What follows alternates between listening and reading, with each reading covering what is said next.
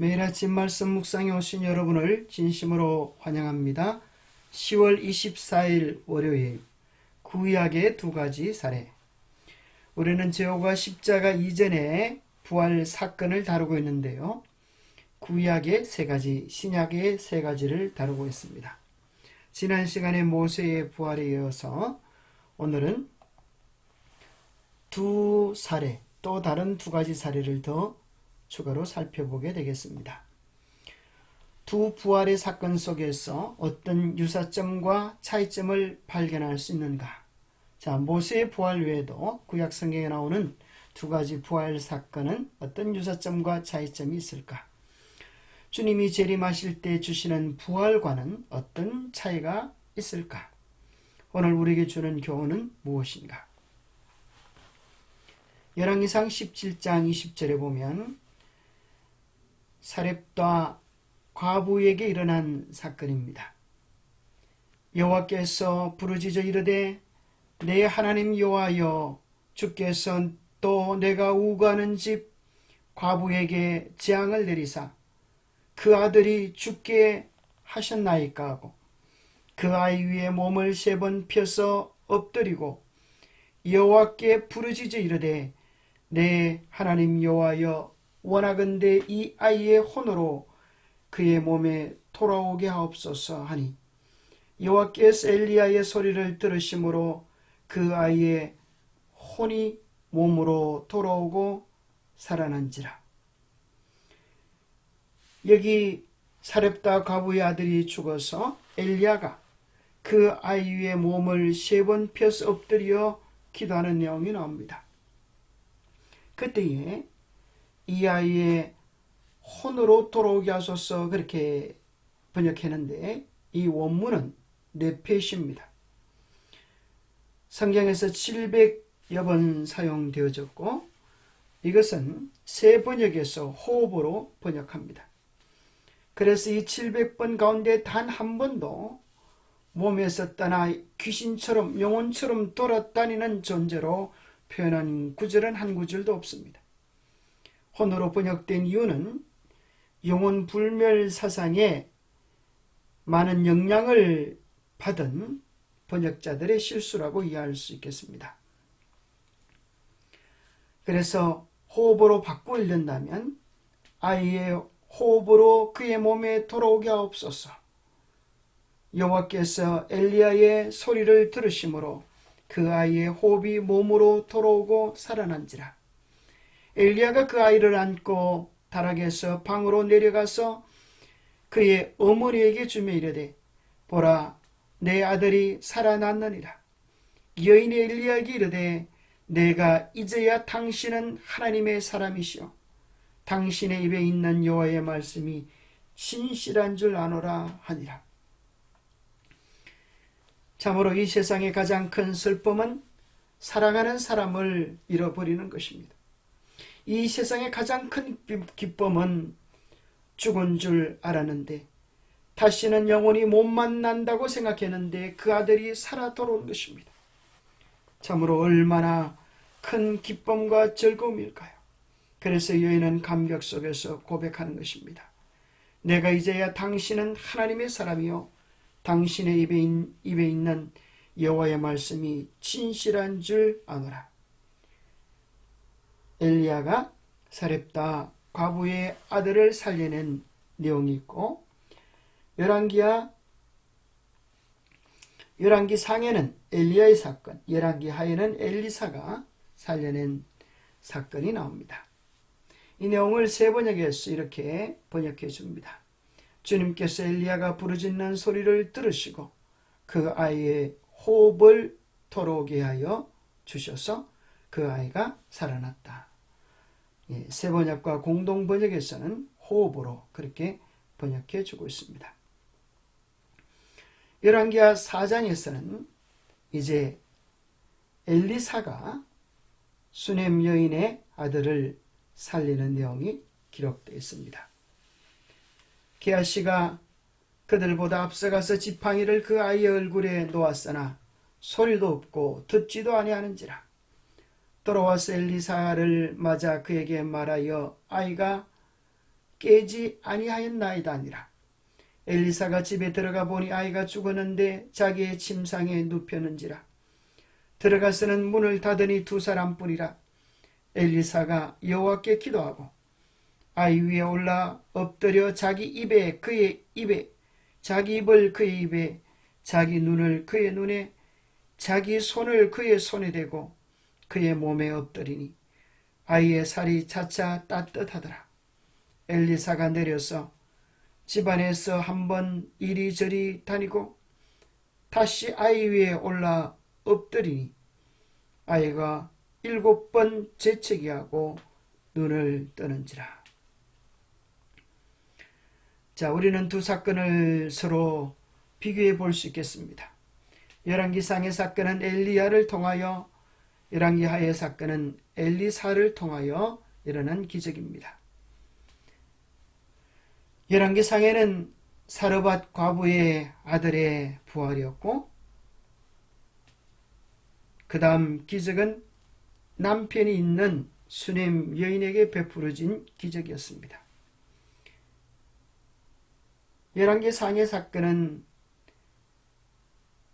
사르밧 과부와 아들이 함께 살고 있었을 때 엘리야를 만나게 되었고, 수넴 여인에 대한 사건은 아들이 없는 수넴 여인에게 엘리야가 아들을 주시겠다고 하는 하나님의 언약을, 하나님의 약속을 전하면서 아들을 낳는데 하늘의 큰 약속과 위로를 얻게 됩니다. 그래서 그렇게 얻은 아들이고, 열왕기상 17장에는 이제 사르밧 과부가 마지막으로 먹고 죽을 떡과 기름을 엘리야에게 양보해 주는 참으로 사르밧 과부의 귀한 믿음의 본을 보게 됩니다. 또 열왕기하의 수넴 여인은 엘리사를 위하여 음식과 팡을 제공합니다. 두 분 다 선지자를 위하여 참으로 귀한 헌신과 사랑을 베푸는 것이 기록되어 있습니다. 열왕기상에서는 그 아들이 병으로 인하여 죽고, 열왕기하에서는 두통으로 인하여 머리가 아프다 하면서 죽습니다. 두 사람 다 선지자에게 요청을 합니다. 열왕기하에서는 갈멜산으로 달려가서 요청하고, 열왕기상에서는 엘리야가 몸 위에 3번 엎드려 기도하고, 열왕기하에서는 지팡이를 먼저 보내어 얼굴에 대고 그 다음에 입과 눈과 손을 대고 엎드리는 것으로 살려냅니다. 열왕기상에서는 호흡이 돌아와 살아났다고 기록하고, 열왕기하에서는 7번 재채기를 하고 눈을 떴다, 그렇게 기록합니다. 그래서 두 내용이 거의 비슷하고 아주 세부적인 면에서는 약간의 차이를 가져오는 것을 발견하지만 전체적인 흐름은 서로 일치되어 있음을 발견하게 됩니다. 자, 그런데 또 다른 한 가지 비교를 우리가 해볼 수가 있는데요.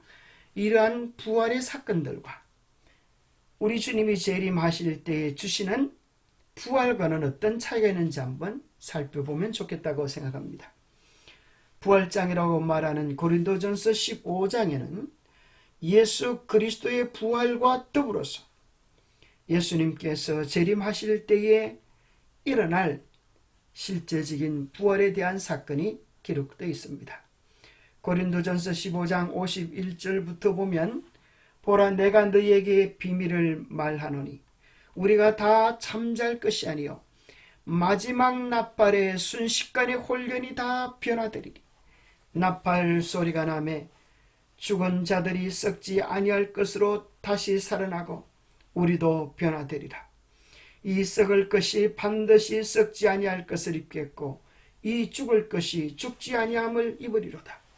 이 썩을 것이 썩지 아니함을 입고 이 죽을 것이 죽지 아니함을 입을 때에는 사망을 삼키고 이기리라고 기록된 말씀이 이루어지리라. 사망아 너의 승리가 어디 있느냐? 사망아 내가 쏘는 것이 어디 있느냐? 드디어 사망의 목을 밟고 우리를 그렇게 괴롭히던 사망의 목을 밟고 우리가 꽈암칠 날이 있을 것입니다. 사망아 너의 승리가 어디 있느냐? 사망아 내가 쏘는 것이 어디 있느냐?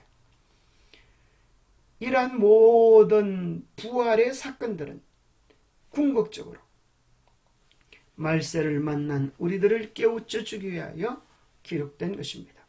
성경에 기록되어져 있는 과부의 아들들의 부활들, 또 심지어 나사로의 부활까지라도 재림 때 이루어질, 우리 주님께서 영광 중에 오시고 큰 나팔 소리와 함께 이루어질 재림 때 일어날 부활과는 차이가 있는 것입니다. 그 모든 다른 부활들은 예표적 사건입니다. 다른 말로 하면 예고편에 지나지 않습니다. 진짜 본편은 재림 때 이루어질 부활을 얘기해 주기 위하여 존재하는 것입니다. 과부의 아들이 부활이 되어져서 살았던 삶은 일시적인 생명에 지나지 않았습니다. 그러나 예수님께서 재림하실 때 주 안에서 죽은 자들을 깨우실 때 그들은 영원한 생명을 얻게 될 것입니다. 과부의 아들은 죽을 몸이었지만 재림 때 부활시키실 때 우리는 불멸의 몸을 입게 될 것입니다. 과부의 아들이 부활할 때는 부분적 회복이었지만 예수님께서 재림 때 우리를 부활시키실 때 우리는 온전한 회복을 경험하게 될 것입니다. 과부의 아들의 부활은 결국 이 땅에서 고생하다가 죽음으로 또 마무리될 수밖에 없었지만 재림 때 부활은 이제 하늘에서 우리의 본향집에서 영원한 행복을 누리는 영원한 참 행복으로 이어지게 될 것입니다. 모든 사건들은 궁극적으로 예수 그리스도께서 재림 때 주실 그 놀라운 부활의 소망으로 우리를 이끄는 것입니다. 우리는 이 사건들을 통하여 주의 재림을 사모하고 부활을 바라볼 수 있어야 되겠습니다. 영감의 교훈입니다. 수냄 여인이 믿음의 보상을 받음. 엘리사는 게하시를 불러 그의 어머니를 불러오라고 명하였다. 여인이 들어가니 엘리사가 가로되 내 아들을 취하라. 이와 같이 이 여인의 믿음은 보상을 보았다. 거신 생명의 시여자 그리스도께서는 여인의 아들을 살려 그에게 돌려주셨다. 이와 같은 방법으로 그리스도께 충성을 다하는 사람들은 그리스도께서 재림하실 때 곧 죽음이 그 쏘는 힘을 잃고 무덤이 그가 주장했던 승리를 빼앗길 때 영원한 보상을 받게 될 것입니다. 기도하겠습니다. 하나님 아버지, 우리에게 주시는 크고 존귀하고 놀라운 약속을 인하여 감사합니다. 사랑하는 아들을 잃었던 과부의 그 어머니의 통곡이 얼마나 크고 고통스러웠겠습니까?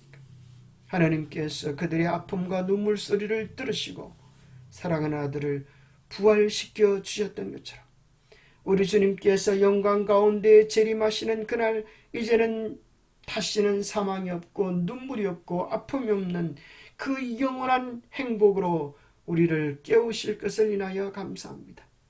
그 귀한 소망을 믿음으로 굳게 붙잡게 도와시고 흔들림 없는 믿음의 삶을 살아갈 수 있도록 축복하여 주시옵소서.